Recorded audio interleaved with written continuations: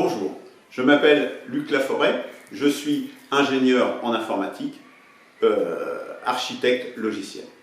J'ai fait la moitié de ma carrière comme technicien dans différentes entreprises en tant que salarié.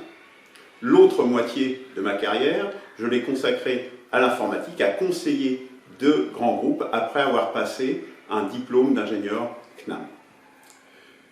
Mon engagement en politique remonte à mes jeunes années où j'étais, je dirais, compte tenu de mes origines modestes, engagé bien à gauche, je dirais. Plus récemment, compte tenu de la trajectoire dans laquelle notre pays, notre société est engagée, j'ai décidé de me réengager de nouveau, cette fois-ci dans un engagement plus gaulliste. Toutefois, la situation politique est bloquée. Nous le voyons bien, puisque depuis des décennies, nous changeons de dirigeants, de président de la République. Or, la politique est toujours la même, invariablement, puisqu'elle est en grande partie dictée par l'oligarchie mondiale et avec sa déclinaison locale qu'est l'Union européenne.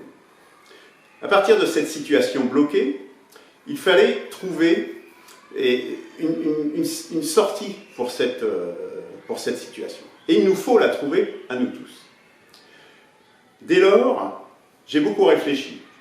J'ai essayé, dans cet engagement gaulliste, de pousser au bout cet engagement et d'essayer de trouver une solution, mais malheureusement, elle n'a pas abouti, elle n'a pas décollé. À partir de là, je me suis dit, qu'est-ce qu'il fallait faire ?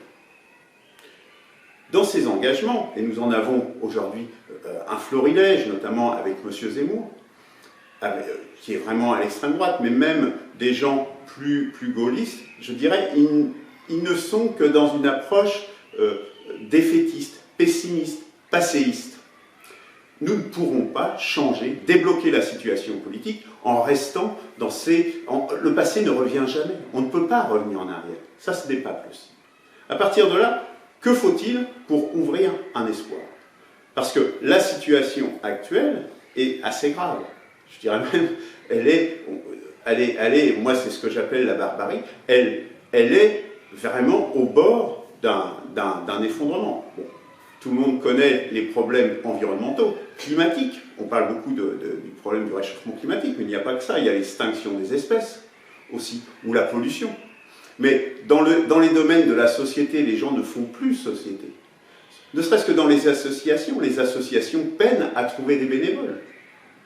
Mais il y a aussi d'autres sujets, comme le communautarisme, l'islamisme, le transhumanisme. Cette société, en définitive, est en train de perdre tout lien, est en train de se déliter. C'est ce que j'appelle la barbarie. Et cette barbarie, eh bien, la seule façon d'en sortir, c'est justement d'ouvrir un nouvel espoir, d'ouvrir un rebond civilisationnel, d'ouvrir une autre civilisation quelque part. C'est tout le sens de l'engagement dans cette campagne présidentielle. Essayer d'ouvrir un espoir pour tous. Et cela, comment le faire? Eh bien, il faut déjà être résolument optimiste, ça c'est certain. Mais être optimiste sur quoi? On ne peut pas être optimiste dans le vide. On ne peut pas simplement être dégagiste. On le voit bien, les limites de mouvements comme les Gilets jaunes, ou même dans des pays étrangers, dans les pays du Maghreb notamment, où cette vague dégagiste a permis, certes, de dégager parfois des pouvoirs en place, mais s'est retrouvée très courte au moment d'installer autre chose. Eh bien, cet espoir, il faut le construire, et c'est tout le sens de la 6e République que je propose dans cette élection présidentielle. Refonder la République autour d'un nouveau creuset. J'y reviendrai, je pense, dans les autres questions, mais voilà en gros ce qui me motive, et c'est l'urgence d'échapper à la barbarie et d'ouvrir un espoir réellement crédible, réaliste, qui me motive.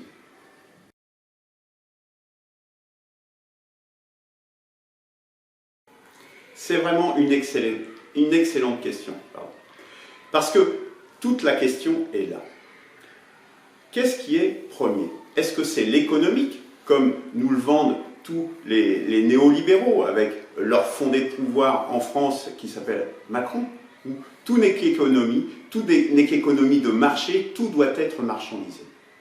Ou est-ce que l'homme est maître de son destin? C'est-à-dire, est-ce que la politique doit mener nos vies, ce que nous voulons faire de nous-mêmes, ou plutôt que de nous laisser manipuler, je dirais, par la main noire du marché, pour citer de vieux auteurs fondateurs justement de ce néolibéralisme? Eh bien, je crois qu'il est temps de reprendre notre avenir en main, et c'est-à-dire de faire de la politique. Et faire de la politique, c'est précisément ce qui nous rassemble. Les gens qui sont dans l'opposition à ce système oligarchique néolibéral. Le néolibéralisme qu'a fait Macron en France, il a bloqué le centre. Il a rassemblé le centre droit et le centre gauche, et à partir de là, il bloque toute la situation politique. Puisque c'était le vieux projet de Giscard d'Estaing, avec son fameux 2 Français sur 3, les plus anciens s'en souviennent. Mais c'est exactement ce qu'il a réussi à faire. Eh bien, l'opposition, qu'elle soit de droite comme de gauche, a ce point commun. Certes, les politiques sont différentes, mais ils placent tous deux, à droite comme à gauche, le politique comme premier par rapport à l'économique. Et ce point peut nous rassembler, nous a déjà rassemblés.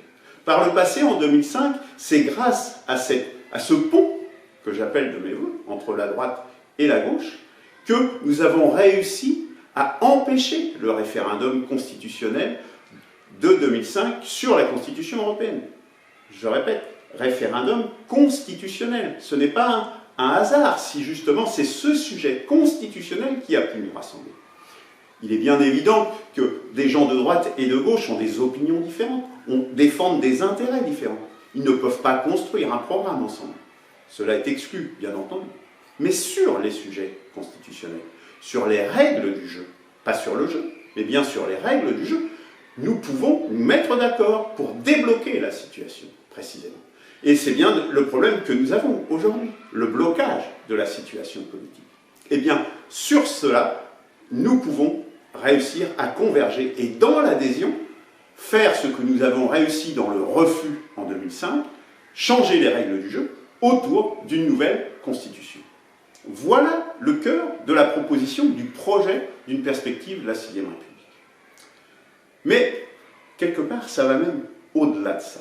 Alors peut-être, dans votre 3e question, j'aurai l'occasion d'y revenir, mais je voudrais souligner une autre chose, que ce modèle, au fond, il n'est pas du tout si ésotérique que ça, de ce modèle entre la gauche et la droite.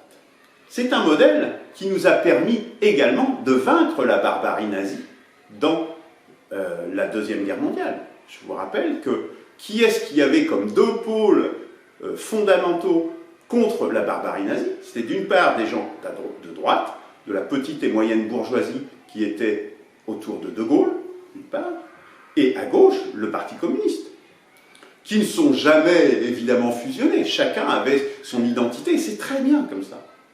Mais ces deux-là ont réussi à s'entendre dans la résistance, et plus que dans la résistance, parce qu'avec le programme du CNR, les Jours Heureux, c'était très précisément la mise en place de nouvelles institutions, et ce qu'ils ont appelé les Jours Heureux, le programme des Jours Heureux, qui a permis toute cette expansion et les 30 Glorieuses. Donc, de ce nouveau modèle, c'est pas simplement pour gagner, mais c'est aussi peut-être, et c'est ce que nous allons peut-être développer plus tard, un nouveau modèle de société, quelque chose qui permette de dépasser justement l'impasse du XXe siècle, où nous a opposé d'une part socialisme ou barbarie, comme certains auteurs du XXe siècle l'ont prédit, et même du XIXe siècle, puisque c'est celui qui est à l'origine de cette phrase, socialisme ou barbarie, c'est quand même Friedrich Engels, le compagnon de Marx, mais de le dépasser pour avoir un modèle de société, non plus avec une seule classe dominante, que ce soit le prolétariat pour les communistes ou les socialistes, ou la petite bourgeoisie, que ça a été le projet fasciste, notamment d'Hitler ou de Mussolini. Non. D'avoir un modèle qui repose sur 2 jambes. Un modèle qui soit, je dirais, en symbiose, c'est-à-dire en opposition et en collaboration permanente. Les prémices, nous en avons eu quelques-uns, justement j'en ai cité un, mais il y en a d'autres. Il y a le cas de Perón en Argentine, qui est un autre prémisse de cette nature. Mais nous en avons d'autres, et même très récemment. En Inde, par exemple, qu'est-ce qui vient de se passer? Les agriculteurs indiens viennent de remporter une victoire très importante. Comment est-ce qu'ils ont fait? Modi, qui est le président indien, voulait que le néolibéralisme, les gros capitalistes, puissent investir tout le champ agricole indien et réduire à la misère, en définitive, des millions et des millions d'agriculteurs indiens. Qu'est-ce qui s'est passé? Eh bien, il y a eu une alliance dans la lutte des petits propriétaires terriens, des salariés agricoles et des intermédiaires. Et pendant un an, ils ont occupé tout le tour de New Delhi avec 300 000 personnes, alors ils se relayaient, 300 000 personnes qui occupaient autour de New Delhi. Eh bien, les 3 lois, ce combat d'un an, ces 3 lois ont été retirées par Modi. Et ça a été un recul de l'impérialisme en Inde. Mais voilà le modèle qui est possible. C'est un modèle, en définitive, très simple. D'une part, éliminer les capitalistes mondialisés, c'est-à-dire les ultra-riches, la haute bourgeoisie, et d'autre part, d'éliminer à l'autre extrémité les gens qui sont le plus dans la misère, typiquement les migrants, par exemple. Voilà. Si nous arrivons, alors par des moyens différents, coercitifs par la loi d'un côté, et de l'autre en garantissant ce que nous appelons les besoins du corps et de l'âme, mais j'y reviendrai peut-être dans votre prochaine question.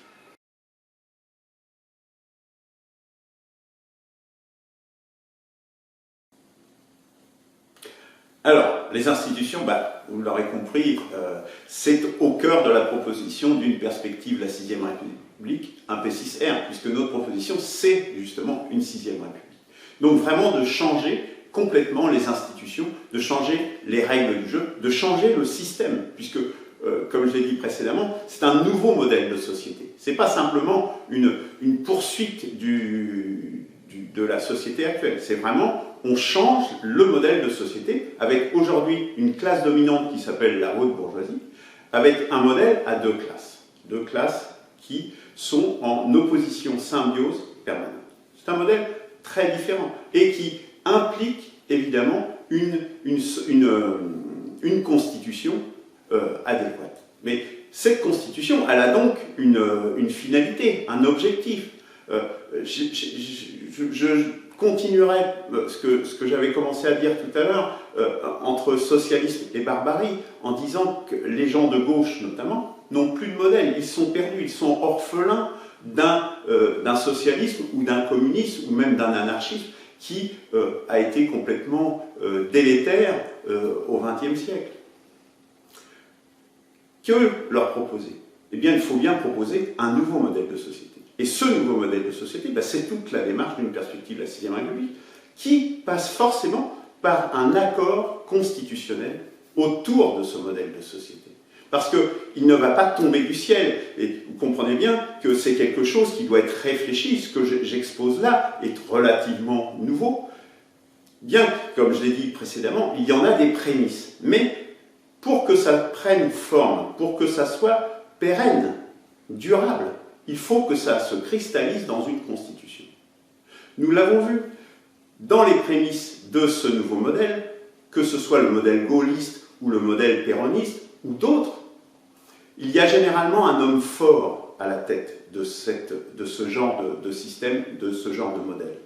Quand cet homme fort, on pourrait citer Tito, qui est un petit peu aussi dans cette veine-là, ce sont des prémices, mais il y a un homme fort qui arrive à imposer, quelque part, ce modèle de société, cette constitution, autour de sa personnalité reconnue par tous, par ses faits d'armes, bien souvent. Si l'on veut mettre en place cette société, ce nouveau modèle, nous devons le faire de façon pacifique, sans avoir recours à un homme fort, justement. Eh bien, ça passe fatalement par une nouvelle constitution. Mais une nouvelle constitution, pas n'importe laquelle, je le répète. Il n'y a pas de génération spontanée dans la vie. Il faut réfléchir à ce vers quoi on veut aller, ce que l'on veut mettre en place. En éliminant, comme je l'ai dit précédemment, à la fois cette couche d'ultra-riches de haute bourgeoisie, et d'autre part, cette couche d'ultra-pauvres ces deux parties plombent la société. Hein, ce qu'on appelait le lumpen prolétariat, pour parler comme les marxistes. Eh bien, ce modèle de société, cette nouvelle constitution, doit reposer déjà sur une chose très importante, c'est la réaffirmation du droit naturel. Aujourd'hui, dans la Constitution, qui s'appuie sur la Déclaration des droits de l'homme et du citoyen, sont exposés les droits naturels. Mais ils sont très largement, c'est très largement insuffisant cette définition. Je crois que c'est dans l'article 1 ou l'article 2 de la Déclaration des droits de l'homme et du citoyen, où on en cite juste 4. Or, on voit bien que ça n'a pas évité tout un tas d'effets, certes positifs, mais surtout délétères, au cours de ces 2 derniers siècles. Effets délétères qui ont été mis en avant par de nombreux penseurs, de nombreux philosophes, mais qui a réellement pensé à un modèle de société différent, qui refonde et qui exprime le droit naturel? Eh bien, je vais vous dire, il y en a très peu, puisque Marx, pour prendre un philosophe très célèbre, n'a jamais posé véritablement ce qu'était le communisme. C'était quoi le modèle de société qu'il voulait mettre en place? Il a beaucoup critiqué le modèle capitaliste, décrit le modèle capitaliste, mais au-delà de dire dictature du prolétariat, etc., le socialisme, le communisme, société sans classe, mais ça ne donne pas beaucoup de perspectives. La seule philosophe que je connaisse qui ait mis vraiment sur le papier cette refondation, c'est Simone Weil. Simone Weil, 1909-1943, la philosophe, sur laquelle De Gaulle avait demandé de travailler justement à une nouvelle constitution à mettre en place en France à la Libération. Eh bien, elle les a exprimés. C'est la seule philosophe qui les a exprimés de façon aussi précise. Il y a eu d'autres grands penseurs qui ont travaillé sur le droit naturel, face à Léo Strauss notamment, mais il ne s'y est pas attaqué. C'est la seule qui les a exprimés de façon très formelle dans son œuvre publiée par Albert Camus qui s'appelle L'Enracinement. Faire reposer la Constitution sur le droit naturel, sur un droit naturel exposé, détaillé, eh bien c'est ce que a fait Simone Weil et c'est ce que nous avons détaillé sur notre site. Vous trouverez la Constitution qui est toujours en cours de rédaction, mais cette partie du préambule qui remplace, enfin, qui vient au-delà, je dirais, de la Déclaration des droits de l'homme et du citoyen, elle se pose comme vraiment la brique fondamentale. Nous avons exprimé ça sous la forme des besoins du corps et de l'âme, justement pour garantir, d'une part, qu'il n'y ait plus jamais de misère absolue, mais d'autre part, qu'il n'y puisse pas y avoir aussi une accumulation illimitée du capital. Ces deux parties, ces deux extrêmes de la société qu'il nous faut éliminer pour trouver un nouveau modèle, pour fonder ce nouveau modèle. Donc tout en haut, il y a cette expression du droit naturel qui joue comme un garde-fou. Parce que n'avoir que du droit comme ce que nous avons aujourd'hui, ce qu'on appelle du droit positif, qui s'auto-alimente, et du moment que c'est légal, tout est légal. Mais tout est possible à partir de ce moment-là. Vous savez que dans les années 40, les lois contre les juifs, par exemple, mais elles ont été adoptées complètement de façon parfaitement légale. Par les gens Laval et compagnie. Il n'y a rien qui l'a empêché. Qui est-ce qui aurait pu empêcher ces lois d'être mises en œuvre? Justement, que nous ayons un préambule très clairement exprimé avec la liberté, etc., pour que ces idéologies délétères ne puissent pas faire de la ségrégation comme ils l'ont fait avec les Juifs, mais comme on le fait aujourd'hui, avec cette société qui est de plus en plus autoritaire, avec le pass sanitaire qu'on nous fait subir aujourd'hui. Regardez les lois, j'ai fait l'exercice, vous allez voir, elles sont très proches. Très proches. C'est incroyable. Incroyable. C'est consternant. À partir de là, ce droit naturel, c'est la brique de base, c'est la chose la plus importante. Mais la Constitution, au-delà de ça, c'est aussi, après y avoir bien réfléchi, ça doit reposer sur 3 choses, sur 3 piliers. C'est ce que nous proposons. Premièrement, l'action. Puisque la politique, c'est bien pour agir, pour faire quelque chose dans la société, pour que nous fassions des choix. Donc l'action est première. Si vous faites un système politique et les gens qui prennent les décisions politiques ne peuvent pas agir, bah, c'est comme si vous n'avez rien fait. Il faut bien décider de construire une route ou de ne pas la construire, et de quelle manière on va la construire. L'action, la décision est première. Deuxième pilier, le contrôle. Puisque le contrôle aujourd'hui est complètement il est tellement absent que c'en est risible.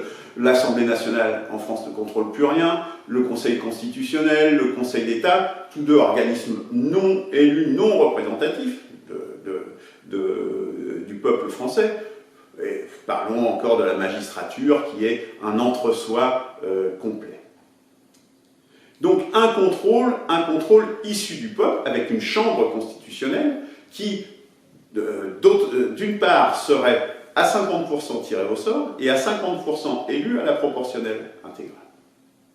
Donc nous avons là les deux premiers piliers, l'action et le contrôle.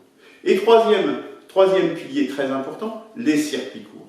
Des circuits courts pour que, dans des circonstances particulières, état d'urgence par exemple, mais également si le peuple souhaite se saisir d'un sujet qui trouve que ses représentants ne traitent pas de façon satisfaisante, aujourd'hui on pourrait parler de la crise sanitaire, eh bien qu'ils puissent se saisir par le référendum d'initiative citoyenne, qu'ils puissent se saisir de sujets et de dire non, ce que vous êtes en train de faire là, ça ne nous convient pas, nous on préfère qu'on aille dans cette direction. Référendum d'initiative citoyenne, RIC, évidemment dans les 4 dimensions constituant, législatif, abrogatif et révocatoire. Voilà pour, je dirais, les 3 piliers. Mais il y a aussi une autre dimension qui est importante, celle des collectivités territoriales et de leur articulation. Aujourd'hui, on a un millefeuille d'institutions, avec des métropoles, des régions qui ne veulent plus rien dire d'ailleurs. Il faut revenir à quelque chose de simple et que tout le monde comprend et qui correspond à notre pays. Ce que propose une perspective de la 6e République, c'est un découpage en 3 niveaux. Commune, département, nation. Avec de la souplesse, c'est-à-dire que les gens qui sont au niveau de la commune sont aussi ceux qui agissent au niveau du département. Ils ont aussi une représentation directe au département. Ce n'est pas des élections à part. Et de la même manière, les gens qui gèrent le département, qui sont dans l'exécutif départemental, sont aussi ceux qui représentent leur département au niveau de la nation. Voilà une architecture à la fois ancrée dans les territoires et qui permet de se démultiplier et de donner de la souplesse. Avec, pour tous les autres niveaux, la création de notions de projets ou de missions, notamment pour le transport régional, ou pour les langues régionales, ou pour la construction d'une piscine intercommunale, etc. Voilà les éléments que nous posons pour cette 6e République. Alors, je pense, vous avez compris, dans votre question, vous posiez la question d'une assemblée constituante. Vous voyez que le projet, il est réfléchi, il a des motivations profondes, philosophiques, d'un modèle politique. Moi, je ne crois pas à la génération spontanée. Pour autant, j'entends beaucoup de gens qui disent qu'il faut plus de démocratie, et je pense qu'il y en a beaucoup plus dans ce qui est proposé. Aussi, ce que je ferai si je suis élu président de la République, je proposerai à référendum la chose suivante. La Constitution, évidemment, dont je vous ai parlé et que nous sommes en cours de rédaction et que j'invite tout un chacun à venir participer à cette rédaction, en quelque part, pour nous, l'Assemblée constituante, c'est maintenant. Mais également, d'autres choix référendaires, si des gens veulent que les Français choisissent, s'ils veulent cette Constitution-là, une autre, parce qu'il y en a un certain nombre d'autres de personnes que je connais qui proposent également une Constitution déjà écrite, pour éviter une période d'instabilité, je dirais, et également une assemblée constituante tirée au sort, ou une assemblée constituante élue à la proportionnelle intégrale. Voilà le choix que je proposerai par référendum aux Français, et ça sera aux Français de choisir s'ils veulent prendre cette direction ou telle autre. Pour finir, je voudrais dire, cette constitution qui est proposée, c'est un point de départ. Il ne faut pas le voir comme un point d'arrivée. L'idée, c'est qu'aujourd'hui, nous sommes dans une spirale décadente. La proposition de constitution faite par une perspective de la 6e République, c'est justement de poser la première brique d'une spirale ascendante. Dernier élément, tout dernier cette fois-ci, que j'ai omis jusqu'ici, c'est cette question des forces productives. Parce que, en définitive, moi, pourquoi est-ce que je ne propose pas, comme beaucoup d'autres, la question d'une assemblée constituante directement? C'est parce que les assemblées constituantes donnent généralement de mauvais résultats. Historiquement, vous pouvez le vérifier. Pourquoi? Pour une raison essentiellement. Il y en a plusieurs, mais je vais en citer qu'une parce qu'elle est, à mes yeux, la plus importante. C'est qu'elle ne prend pas en compte les forces sociales qui sont à l'œuvre dans la société. Et si vous ne les prenez pas suffisamment en compte, elles se vengent. Elles font exploser le système que vous mettez en place. C'est bien pour ça que, en complément des chambres dont j'ai déjà parlé, Assemblée nationale et Chambre constitutionnelle, une nouvelle chambre est instituée, la Chambre des forces productives, puisque qui va reprendre en charge tous les organismes sociaux, comme la sécurité sociale ou l'assurance chômage, mais également la vie économique, la planification par exemple, qui ne doit pas forcément être confiée à des administrations, à des fonctionnaires, mais justement à ces deux pôles, petite et moyenne bourgeoisie, qui pour avoir des capacités d'initiative et salariat, et ils vont travailler en complémentarité, comme je le disais tout à l'heure, à la fois en opposition et en symbiose, pour justement prendre en charge toute cette industrie qui sera délestée de la haute bourgeoisie, toutes ces grandes entreprises qui auront été éliminées et donc qui auront été par exemple découpées en partie. Eh bien, ces éléments-là seront sous la responsabilité de la Chambre des forces productives. Et ça vient d'un deuxième philosophe dont je n'ai pas parlé encore pour l'instant, qui s'appelle Michel Clouscar, qui est connu pour sa mise en évidence du libéralisme libertaire que nous vivons aujourd'hui, du néo-capitalisme, du néo-libéralisme, mais qui également a proposé la mise en place de cette Chambre des forces productives, justement pour permettre l'administration et la prise en compte des forces pour les canaliser. Voilà le projet d'une perspective de la 6e République.